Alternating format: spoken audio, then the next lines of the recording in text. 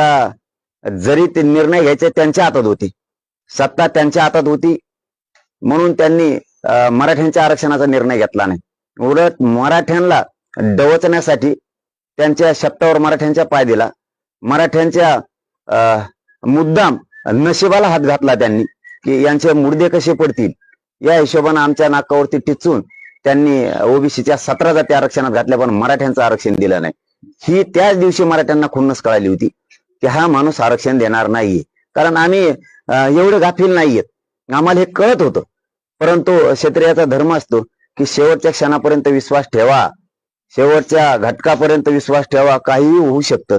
कारण लढताना सुद्धा शेवटच्या थेंबापर्यंत लढायचं, या भूमिकेतून आम्ही विश्वास ठेवला होता. परंतु त्या माणसानं शेवटी त्यांचा जे बरबटलेले विचार होते त्यांच्या पोटात, शेवटी ते त्यांनी बाहेर आणलेच.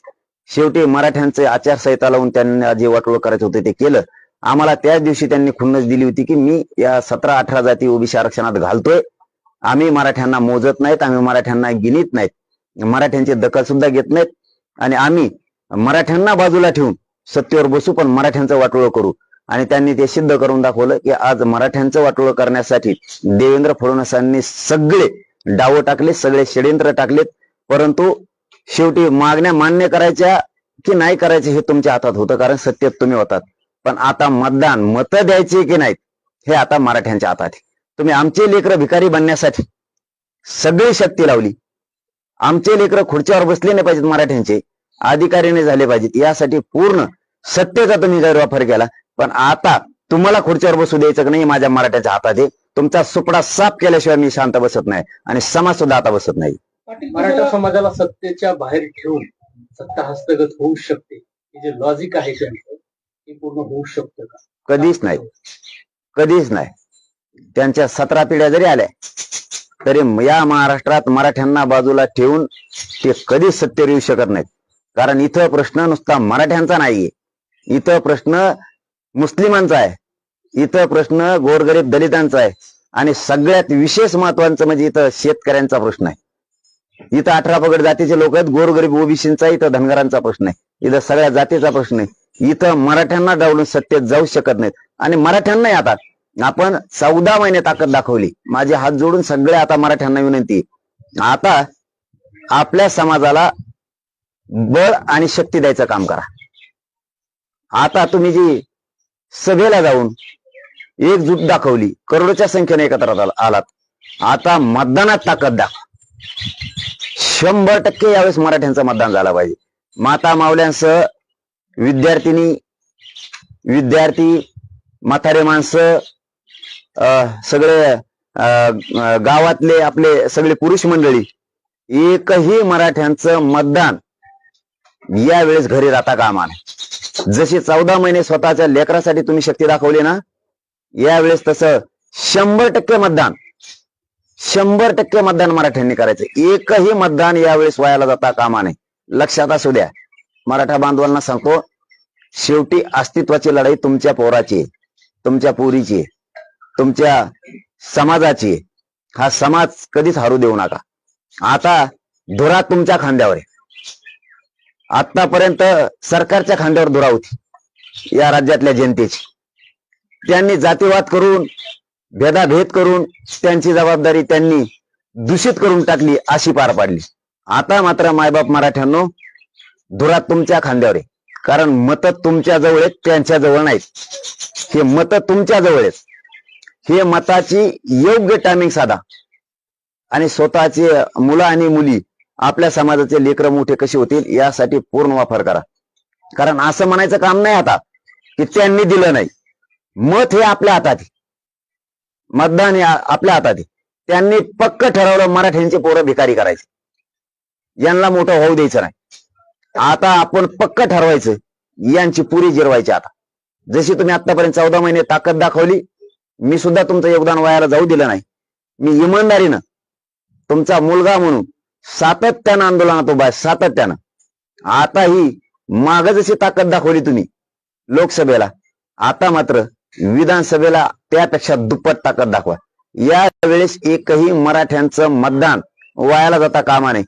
हे बघा, शेवटचं सांगतो मराठा बांधवाला, आता अशी वेळ आली एकदम प्रतिष्ठेची, आता अशी वेळ आली की त्यांना आपल्याला संपवायचं. आपल्या पोरांचे मुडदे पडले पाहिजेत, आपल्या पोराचा मुर्दा पडला पाहिजे. या राज्यात एक सुद्धा मायबाप असा नाही, एक सुद्धा, एक घरात माय अशी नाही की तिला वाटत नाही माझी मुलगी किंवा माझा मुलगा मोठा होऊ नये. एक माय नाही घरात. घरात एक बाप असा नाही की त्याला वाटत नाही माझं पोरग किंवा माझी पोरगी मोठी होऊ नये. एक नाही. वाटत नाही की माझी बहीण मोठी होऊ नये. आणि या राज्यात एक बहीण अशी नाही की तिला वाटत नाही माझा भाऊ मोठा होऊ नये. प्रत्येक माईला वाटतंय की माझी मुलगी माझा मुलगा मोठा झाला पाहिजे. आणि नेमकं जी लढाई आपण मुलं मोठं करण्यासाठी करतोय त्याच लढाईत या सरकारनं जाणून बुजून आपला अपमान केलाय, जाणून बुजून आपल्याला हिणवलंय, आपल्याला बेदखल केले, आपली दखल घेतली नाही. मुद्दाम आपल्यावरती आपल्याला विरोध म्हणून, आपल्याला खुन्नस म्हणून त्यांनी आपल्या विरोधात जाऊन ओबीसीच्या 16-17 जाती आरक्षणात घातलेल्या. ही आपल्यासाठी सगळ्यात मोठं त्यांनी दिलेलं चॅलेंज आहे. त्यामुळे हे आरक्षण देत नाहीत. त्यामुळे आपल्याला आता आपल्या मुलाच्या बाजूने राहावं लागणार आहे. तुम्ही ठरवायचंय आता, तुमचे मुलं मोठे करायचे, तुमची मुलगी मोठी करायची, तुमचा जात मोठी करायची का तुमच्या पक्षाचा आमदार आणि मंत्री मोठा करायचा. हे बघा, तुमची मुलगी आणि तुमचा मुलगा आज मरण यातना, नरक यातना भोगतोय. त्याचा आक्रोश आहे. त्याला आरक्षण पाहिजे, त्याला शिक्षणात मोठं व्हायचं, त्याला नोकरीत मोठं व्हायचं. म्हणून मायबाप कष्ट करतायत तुम्ही स्वतः. आणि त्याच लेकराचं स्वप्न साकार होऊ नये म्हणून तुमच्या लेकराचा आक्रोश सरकारनं जाणलेला नाही. त्यांना तुमचे लेकर मेले तरी देणं घेणं नाही, तुमच्याकडे जमिनी नाही राहिल्या तरी देणं घेणं नाही. फक्त त्यांचा एकच पण मांडलाय त्यांनी की मराठ्यांना आरक्षण द्यायचं नाही. ही त्यांचा पण आहे. आणि आपला पण असा आहे मराठ्यांचा की माझी मुलगी माझा मुलगा मोठा झाला पाहिजे. आणि त्यांनी नेमकं मराठ्यांचे पोरं आता श्रीमंत होण्यापासून रोखलेत. त्यांना मराठा आणि मराठ्यांचे पोरं भिकारी करायचे. आता वेळ तुमच्या हातात. तुम्ही आता तुमच्या लेकराचा मुर्दा पडता असताना तुमच्या मुलीच्या, तुमच्या मुलाच्या, तुमच्या जातीच्या मानेवर कुऱ्हाडी नावारं सुरू केलेत. त्यांनी तुमचा घात करायचा ठरवलाय. सामाजिक, राजकीय, शैक्षणिक सगळाच. तर या ठिकाणी तुम्हाला आता मराठ्यांना जागा होणं गरजेचं. मी सांगतोय म्हणून नाही. तुम्ही भाजपमध्ये असाल, तुम्ही काँग्रेस शिवसेनेत असाल, तुम्ही कोणत्या पक्षात असाल, फक्त आज संध्याकाळी आपण आपल्या लेकराला जवळ घेऊन बसा आणि आरक्षणाची किंमत विचारा. मग तुम्हाला कळेल की माझ्या मुलीला आणि माझ्या मुलाचं वाटोळं करणाऱ्याला मी मतदान का द्यायचं. तुमचा निवडून दिलेला आमदार, तुम्ही केलेला मंत्री, तुम्ही बसवलेला देवेंद्र फडणवीस या माणसानं तुमचे मुलं आणि तुमच्या मुली संपवायचं ठरवलंय. मग अशा लोकांना जर तुम्ही मतदान करणार असाल किंवा निवडून देणार असाल तर तुम्ही स्वतः तुमच्या मुलाचं, तुमच्या मुलीची अग्निपरीक्षा बघताय.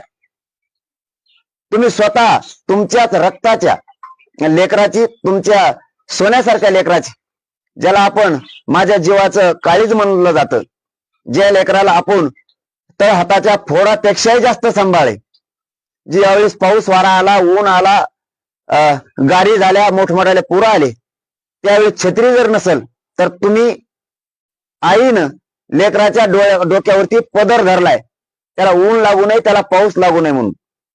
ते लेकरं सरकारनं उन्हात टाकायचे ठरवले.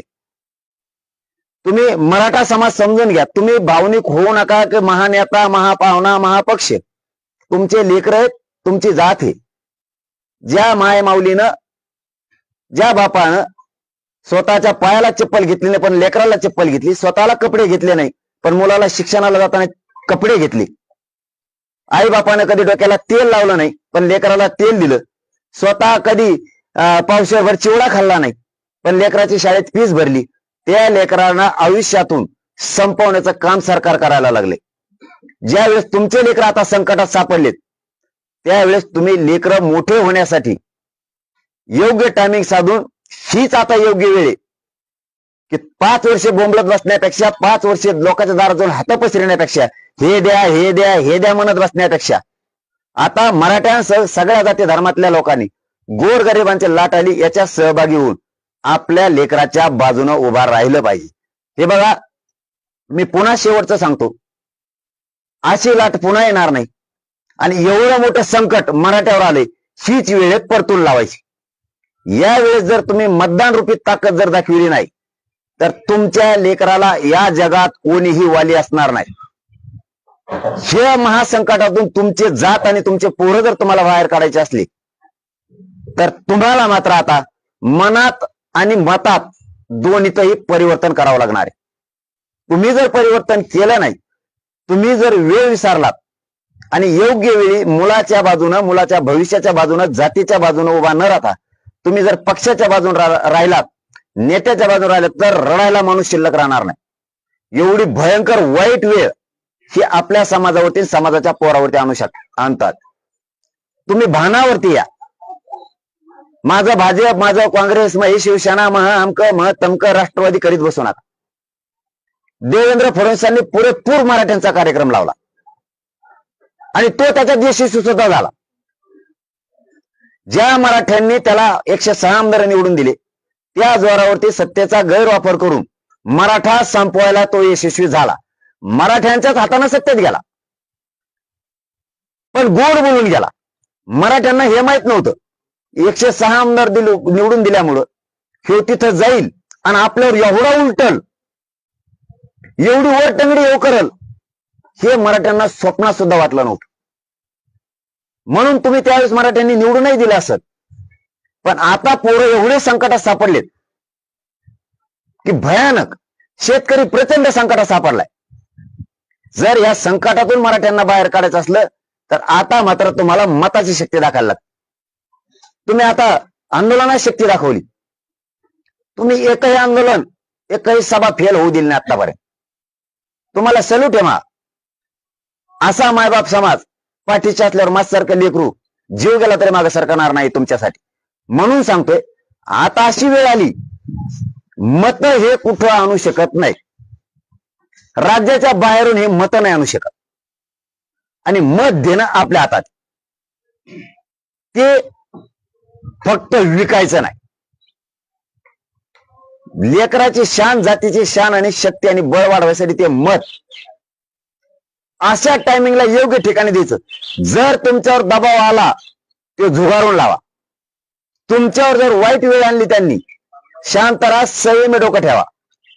पण ज्या दिवशी मतदानाच्या खोलीत घुसाल ना, त्या दिवशी डोळ्यासमोर एकच आरसा ठेवा, माझा मुलगा, माझी मुलगी, हिच्यावरती किती भयान संकट उभा राहिले. मी जर वेगळ्या दिशेनं मतदान केलं तर माझं लेकरू आयुष्यातून संपलं. हे मात्र त्या मतदान केंद्रात गेल्याच्या नंतर आठवणीत असू द्या. वेळोवेळी मी सगळं सांगल असं नाही. तुम्ही आजच खूनगाठ मनात बांधा. आता मत मात्र समाज सांगल तिथंच करायचं. उद्या समाज काहीही सांगल त्याच ठिकाणी आपलं मत गेलं पाहिजे. पण असे मायबाप होऊ नका की लेकरांना वाटन माझ्याच मायबापानं माझीच सत्व परीक्षा बघितली, माझीच आग्न परीक्षा बघितली. एकाही लेकराला, एकाही मुलीला, एकाही मुलाला असं वाटू देऊ नका की माझ्याच बापानं, माझ्याच आईनं, माझ्याच भावानं आमची अग्नी परीक्षा बघितली. आमच्या बाजूने मतदान करायचं, आमच्या भविष्याच्या बाजूने करायचं, आम्हाला जिथं खुर्ची मिळणार आहे तिथं करायचं. आम्ही मोठे होण्यासाठी मतदान करायला पाहिजे. आम्ही अधिकारी बनून खुर्चीवर बसावं या बाजूने मतदान करायचं. या भूमिकेत मायबापांना राहा. कधी तुमच्या लेकराला असं वाटलं नाही पाहिजे आम्ही खुर्चीवर बसायला ज्याने विरोध केला त्यालाच खुर्चीवर बसायसाठी माझ्या मायबापाने त्यांना मतदान केलंय. म्हणजे ज्यांनी तुमचे पोरं संपवलेत खुर्चीवर बसू नये म्हणून, तर असा या राज्यात एक बी मराठा नाहीये की तो आपल्या पोराचं वाटोळं करणाऱ्याला पुन्हा खुर्चीवर बसवी. जातवान मराठा तरी किमान आपल्या पोरांचं वाटोळं करणाऱ्याला आता खुर्चीवर बसून देणार नाही. स्वतःच्या मुलाच्या बाजूने राहा. एवढ्या वेळेस आता मतातून ताकद दाखवा. पण 100% बाहेर गेलेले सगळ्यांनी आपण आपल्या ठिकाणी यायचं. 2 दिवस आधीच सगळं बंद. सगळ्यांनी आपण आपल्या ड्युट्या, म्हणजे नोकरीला शिक्षक असतील, कोणाच्या संस्थेवर असाल तुम्ही, यावेळेस गेम फिरवायचा म्हणजे फिरवायचा. तुम्ही अधिकारी असाल, तुम्ही पोलीस असाल, तुम्ही महसूल असाल, तुम्ही मिलिटरीत असाल, तुम्ही कर्मचारी असाल, तुम्ही हॉस्पिटलला असाल, कुठे एखाद्या सरकारी दवाखान्यात असाल, तुम्ही एसटी कर्मचारी असाल, तुम्ही रिक्षाचे ड्रायव्हर असाल, तुम्ही ट्रकचे असाल, तुम्ही टेम्पोचे असाल, तुम्ही जीप चालवित असाल, तुम्ही टपऱ्या चालवित असाल, तुम्ही किराणा दुकान चालवित असाल, तुम्ही हॉटेलमध्ये असाल, तुम्ही मोठे व्यावसायिक असाल, तुम्ही प्रकल्प असाल, तुमच्याकडे एखाद्या मोठ्या कंपन्या असतील, उद्योगपती असाल, तुम्ही बिल्डर असाल, तुम्ही कोणीही असाल, विना अनुदानित शिक्षक असतील, तुम्ही एसटी कर्मचारी असतील, तो कोणताही मराठा असू द्या, तो हमाली करणारा असू द्या, किंवा तो झाडून घेणारा असू द्या, किंवा तो माथाडी कामगार असू द्या, या राज्यातला कानाकोपऱ्यातला श्रीमंतापासून गरीब मराठ्यांनी सगळ्यांनी यावेळेस मताला मुखायचं नाही. श्रीमंत मराठ्यांनी घरात मतासाठी बसायचं नाही, अजिबात बसायचं नाही. मी कसा लाईनीत लागू, मी लय मोठा आहे, मी लय श्रीमंत आहे, मला लय ऊन लागत आहे, उन्हात घाम कसा आहे. श्रीमंत बाहेर पडला की गरीब बाहेर पडत असतो. श्रीमंताचा आदर्श गरीब घेत असतो. आणि जर हे श्रीमंत बाहेर पडला नाही तरी मराठ्यांना सांगतो, त्या दिवशी सगळ्या मराठ्यांचं काम बंद, पूर्ण मराठ्यांचं काम बंद. आदल्या दिवसापासूनच, मतदानाच्या आदल्या दिवशी काम बंद, मतदानाची पुऱ्या पेट्या बांधून देईपर्यंत मराठ्यांचं काम बंद. एक गठ्ठा एका जागेवर शांततेत सगळ्यांनी राहायचं. अजिबात चलबिचल होऊ द्यायची नाही, गडबड करायची नाही. आज इतकं प्लॅनिंगने डाव टाकायचा होता की देवेंद्र फडणवीसला हसाव का रडाव हे कळालं नाही पाहिजे. इतकं प्लॅनिंगनं, इतकं मॅनेजमेंट चांगलं करायचं की त्या आपल्या गेम प्लॅन मध्ये तो पक्का गुंतला पाहिजे. आता इतकी जबरदस्त प्लॅनिंग करायची, त्याला काय कॅम्पेनिंग करायची तर करू द्या. इतकं सडेतोड आणि निर्भीड राहा. फक्त माइंड निवडणूक पार पडूस शांत ठेवा. आपल्याला डोळची ते संयम बाळगा, फक्त शांतता. आचारसंहितेचा भंग नाही झाला पाहिजे. लोकशाहीचे सगळे नियम असतील ते सगळे पाळायचे. फक्त शांत राहा आणि एक गठ्ठा राहा. मुद्दाम उचकवतील. अगोदरच्या दिवसापासून तर मतदानाच्या पेट्या जाईपर्यंत एकाही मराठ्यांनी चलबिचल करायची नाही. व्यवस्थित ठरल्याप्रमाणे घराघरात मराठ्यांच्या पोहोचलं पाहिजे. मराठ्यांच्या श्रीमंतापासून गरिबांपर्यंत, बांधावरती शेतात काम करणाऱ्यापर्यंत योग्य विषय गेला पाहिजे. गडबड करायची नाही. हे काम फक्त 4 दिवसात होऊ शकतं. गावातल्याच पोरांनी गावातच व्यवस्थित प्लॅनिंग करायची. 4 दिवसात गाव डेव्हलप होतं. आता तर 30-40 दिवस आहेत काहीतरी. हे खूप झाले, हे खूप झाले, खूप येते. आपण आपल्या गावच्या घरापर्यंत कसं जायचं, शांत माइंड ठेवून जायचं. गाई गडबडीत पुन्हा चिखलात समात फसता कामा नाही. इतकी प्लॅनिंग चांगली करायची. फक्त त्या प्लॅनिंग प्रमाणे चालायचं. पुढं पुढं तुम्हाला सगळ्या टप्प्यावरती सगळी माहिती दिली जाणार आहे. जसे जसे टप्पे पडते त्या त्या टप्प्यावरती योग्य योग्य तुम्हाला प्लॅनिंग देऊ. फक्त तेवढ्या टप्प्याने सगळ्यांनी चालायचं. बारकाईनं कानोसा ठेवायचा.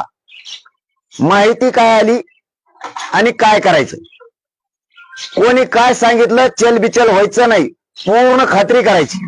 हा निरोप योग्य आहे का, हा निरोप तिथूनच आलाय का, मध्ये कोणी काही फाटे फोडले, काही केले, विश्वास ठेवायचा आणि चलबिचल करून अर्धे इकडं ना अर्धे इकडं करायचं नाही. कोणी काही सांगितलं बी, अमुक अमुक प्लॅनिंग झाली आणि अमुक अमुक बदलली, अजिबात चलबिचल व्हायचं नाही.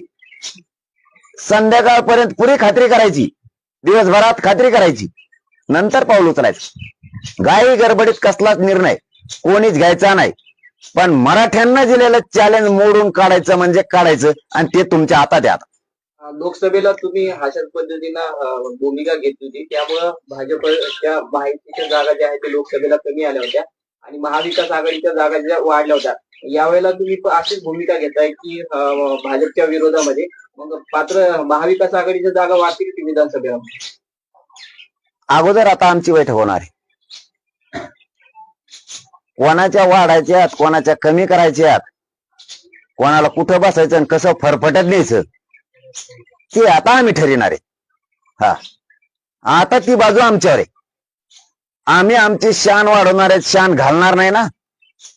कोणाला वाटतं माझ्या पोटच्या लेकराला, सोन्यासारख्या लेकराला इतके वाईट दिवस यावात आणि या सरकारने इतके वाईट दिवस आणावं, असा कोणची माय घरात आहे किंवा असा कोणचा बाप घरात आहे की त्याला वाटेल माझ्या लेकराची फरफट व्हावा म्हणून, आणि डोळ्यात देखता आता सामना मैदानात आमच्याशी आम्ही आता बैठक घेणार, आम्ही ठरवणार करायचंय काय.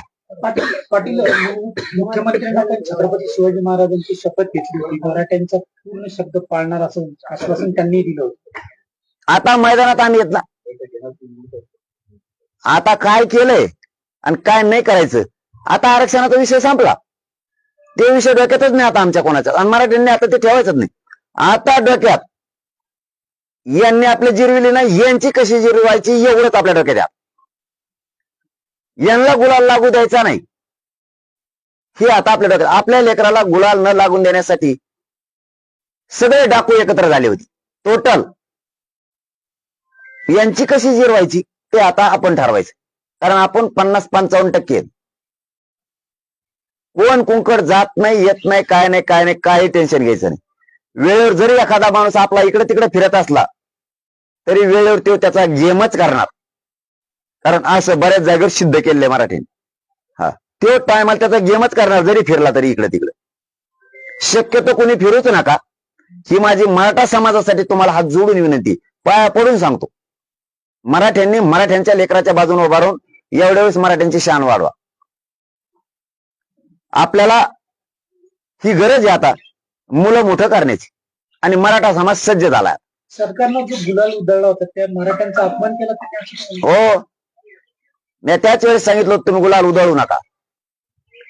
तुम्हाला उधळायचं असेल तर त्या गुलालाचा अपमान होऊ देऊ नका. ठीक आहे, त्यांना करूही दिलं नसेल काम, कारण खूप आकर्ष आहे मराठ्यांच्या बद्दल. फडणवीसांच्या डोक्यात प्रचंड आकर्ष, मराठी संपवायची आहेत, ज्या जाती आरक्षणात जाणार नाहीत त्या घातल्यात, अनेक बरेच चाळे झालेत, बरेच कुठाने केलेत. पण ठीक आहे, आता तो आरक्षणाचा विषय आता त्याच्यात वेळ घालून उपयोगच नाही.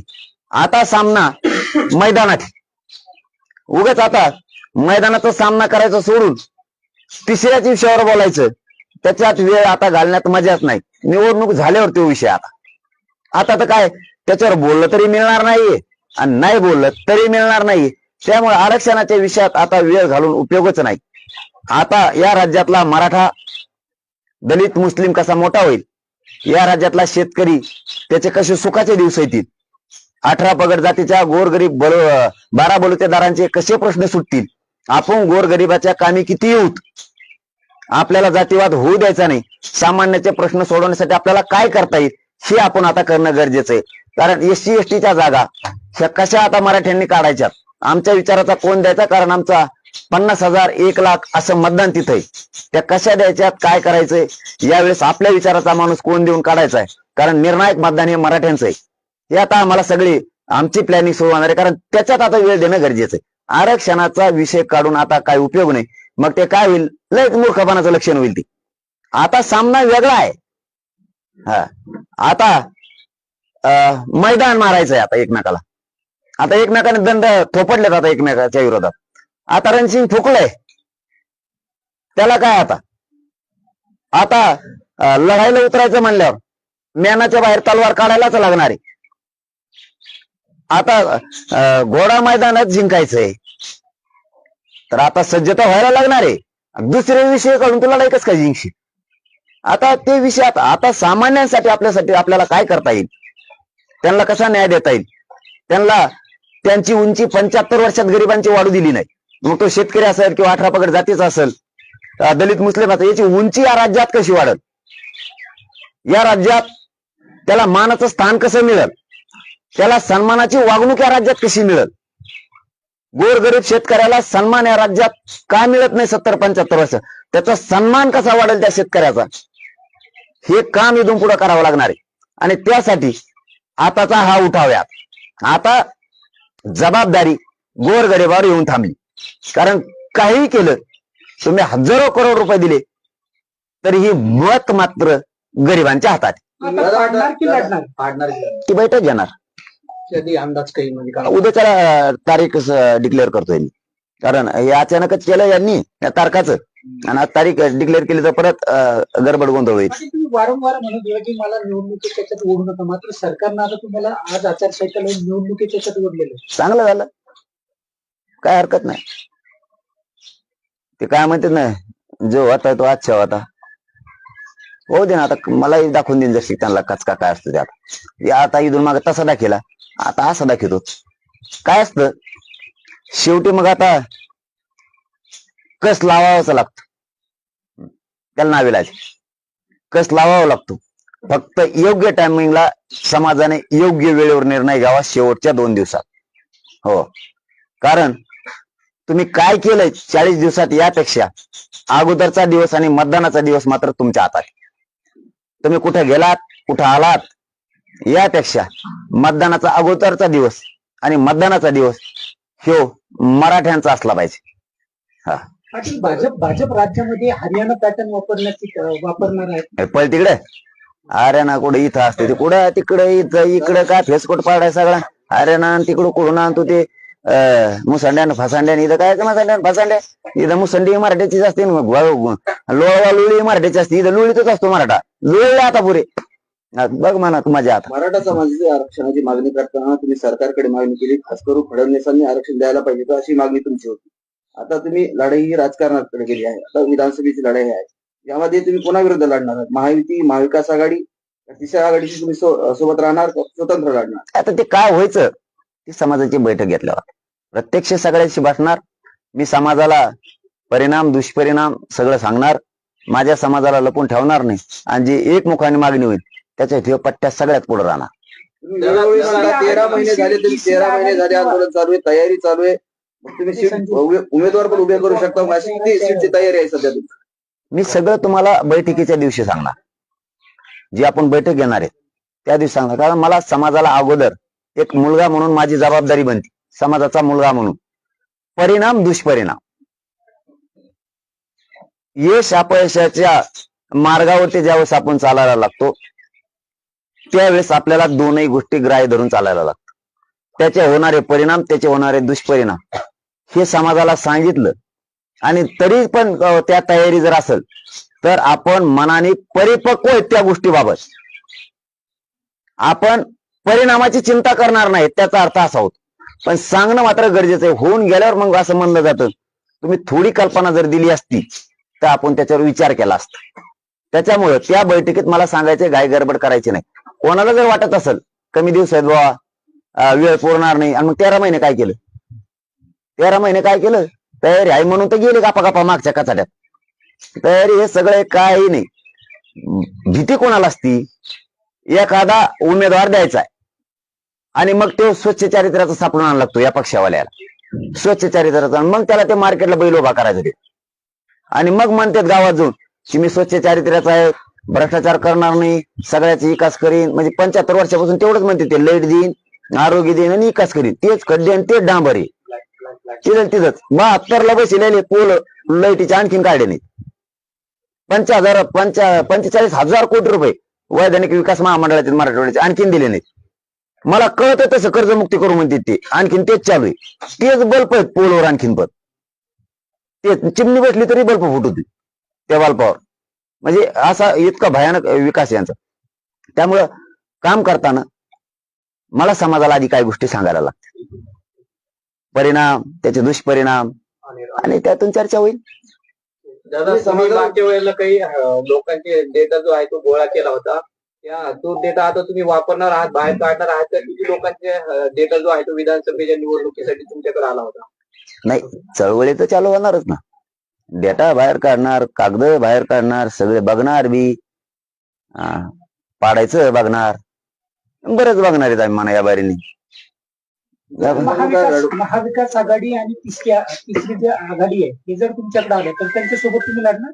मी समाजाला विचारतोय, या आघाड्या खोगाड्या जाऊन दे तिकडे. हे कदरलेले लोक यांना सगळे पार्क येईल. तुम्हाला मी आता बैठकीची तारीख सांगतो, त्या दिवशी सगळ्या घोषणा होणार, फाईट उतरणार. मी सांगितलं ना मोगा, सांगता राहिलं. आमची तयारी पुरी आहे, काय टेन्शन नाही. भीती कोणाला असती? भीती कोणाला राहती की नवीन उमेदवार, मी स्वच्छ चारित्र्याचा आणि मला मतदान करा, मग त्याला जावं लागतं मतदान मागायला, मग मतदान तयार होतं. इथं मतदान पहिलं तयारी आहे. फक्त ते म्हणतात मारायचं कुठं सांगा, काय काय म्हणतात गोटा सांगा, गोट्यावर आणतो असं. म्हणजे इथं ऑलरेडी तयारी फेरी काही नाही. उभे हे उमेदवार गडबड करतात, मला मिळतं तुला मिळतं तुला मिळतं. जेव देईल ना तो समाजाचा. परत का मध्ये उभा राहिला की समजा जे फक्त निवडून यासाठी आलं, राजकारण करायसाठी आलं, किंवा कोणत्या तरी नेत्याचा ऐकून आलता आपल्या, एक दिलाय तरी येणे अपक्ष फॉर्म भरलाय, म्हणजे त्याच्याकडे डुकून सुद्धा मराठ्याने बघायचं. पाहुणा असला तरी बी इथं पाहुण्याने रावले बघायला जातात तर स्वतःच्या लेकराचं वाटोळ करून घेणार, उभी जात संपल. इथं पाहुणा नाही रावला नाही, जो जातीचं काम करीन तो आपला. हे सगळ्यांनी ब्रीदवाक्य लक्षात ठेवायचं. जो जातीचं काम करील तो आपला. एकदा जर उमेदवार डिक्लेअर झाला, समजा लढायचं असलं बरं का, नाही तुम्ही लगेच सुरू करताना यादी ठरली, लढायचं ठरलं वाटतं, ठरायचं समजा सांगायला लागलं मी, जर ठरलं तर जे उमेदवार मराठा समाजाला दिला जाणार आहे तो पक्का समजायचा. आणि जे हिंडत होती, आता कुठं गेलात तुम्ही तरी, पक्षात गेलात तरी एकच द्यावा लागणार आहे, आणि तुम्ही अपक्ष उभा राहिलात तरी एकच द्यावा लागणार आहे, कारण कामदार एकच होणार आहे. त्याच्यापेक्षा मोठं मन ठेवायचं सगळ्यांनी. एकदा नाव डिक्लेअर झालं म्हणायचं चला त्याच्या मागे चला, आणा त्याला एवढी निवडून 75 वर्ष यांना आणले. एकदा 5 वर्ष याच्या वर्ष होतो, खरंच विकास करतोय का? गोरगरीब मुसलमान, दलिताचे, मराठ्याचे, धनगराचे, 12 बलुतेदारांचे, ओबीसीचे, 18 बगड जातीचे काम करतोय का? मी तर सरळ सांगतो, जर ते ठरलं ना, कागद आला की फटकाच, निकालच लगेच. म्हणून आम्हाला काय तयारी फायरीची गरज नाही, गडबड करायची गरज नाही. एकदा उमेदवार दिला